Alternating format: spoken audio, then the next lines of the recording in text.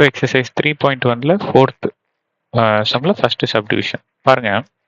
இந்த 5x பிராக்கெட்ல 2y minus 3 இருக்கு. அப்போ நம்ம என்ன பண்ணணும் அப்படின்னா இந்த 5x-ஐ 2y ஆலையும் மல்டிப்ளை பண்ணணும், 5x-ஐ 3 ஆலையும் மல்டிப்ளை பண்ணணும். ஸோ இப்போ எப்படி பாருங்க. ஸோ இங்கே 5x 2y ஆல மல்டிப்ளை பண்ணுங்க. அடுத்தது இங்க இருக்கிற மைனஸை போட்டுக்கோங்க. இங்க 5x அடுத்தது 3 ஆல மல்டிப்ளை பண்ணுங்க. புரிஞ்சுதா இது?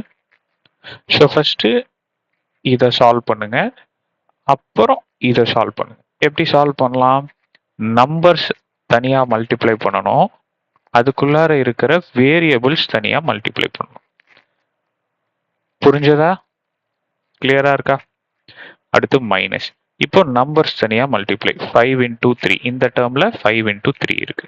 ஸோ இப்போ ஒரே ஒரு வேரியபிள் தான் இருக்கு, 3க்கு பக்கத்துல வேரியபிளே இல்லை.